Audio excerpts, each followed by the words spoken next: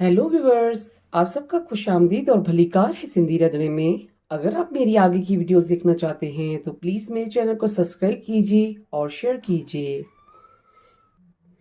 ये बिटन राइस, पोहा, पीहू और चंगाली। आज मैं आपके साथ पोहा की पुलाव की रेसिपी शेयर करूंगी। ये मैंने 400 ग्राम पोहा लिया था। उसको मैंने 4 से 5 दफ़ा पानी में धो के उसके बाद मैंने इसको स्ट्रेनर में रख लिया है और ये अब ड्राई हो चुका है। उसके बाद मैंने 2 बॉयल आलू लिए थे, उसको मैंने इस तरीके से कटिंग कर लिया है।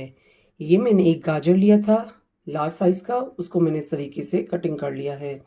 ये मैंने हरी लहसुन ली है, उसको मैंने इस तरीके से कटिंग कर लिया है। ये 2 मैं हरी मिर्चें चॉप करके डालूंगी। ये कड़ी पत्ते हैं और ये मैंने लार्ज साइज़ का ऑनियन लिया था, उसको मैंने इस तरीके से कटिंग कर लिया है। और ये मैंने एक लार्ज साइज़ का टमाटर लिया था, उसको मैंने कटिंग कर लिया है। ऑयल गर्म हो चुका है, अब इसमें मैं मूंगफली डालूंगी फ्राई करने के लिए। अब इसका फ्लेम आपको स्लो रखना है और स्लो स्लो पे आपको मूंगफली को फ्राई करना है।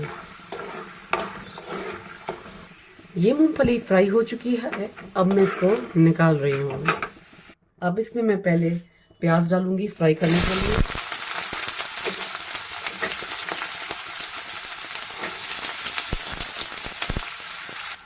अब इसके बाद मैं गाजर डालूंगी, हाफ टी स्पून राई, हाफ टी स्पून जीरा। उसके बाद मैं इसमें बॉयल आलू डालूंगी, हरी मिर्चें, कुटी हुई लाल मिर्च 1 टीस्पून, हल्दी हाफ टी स्पून, पिसी हुई काली मिर्चें half teaspoon, salt as per taste. अब उसके बाद मैं इसमें टमाटर डालूंगी। फिर हम इसको अच्छे से मिक्स करेंगे। उसके बाद हम इसमें कड़ी पत्ते डालेंगे,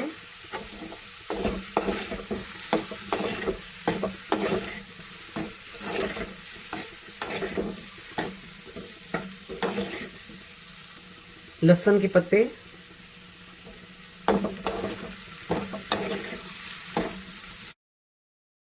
इसके बाद मैं इसमें पोहा डालूंगी।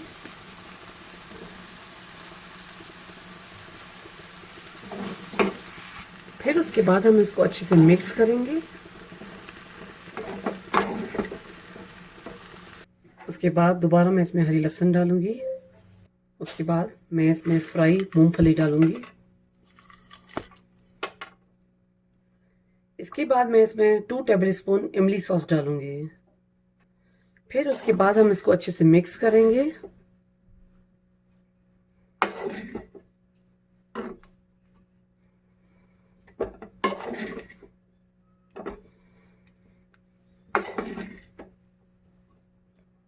फिर उसके बाद हम ढक्कन देंगे 2 मिनट के लिए। उसके बाद हम इसका फ्लेम ऑफ कर देंगे। ये पोहा पुलाव रेडी हो चुकी है।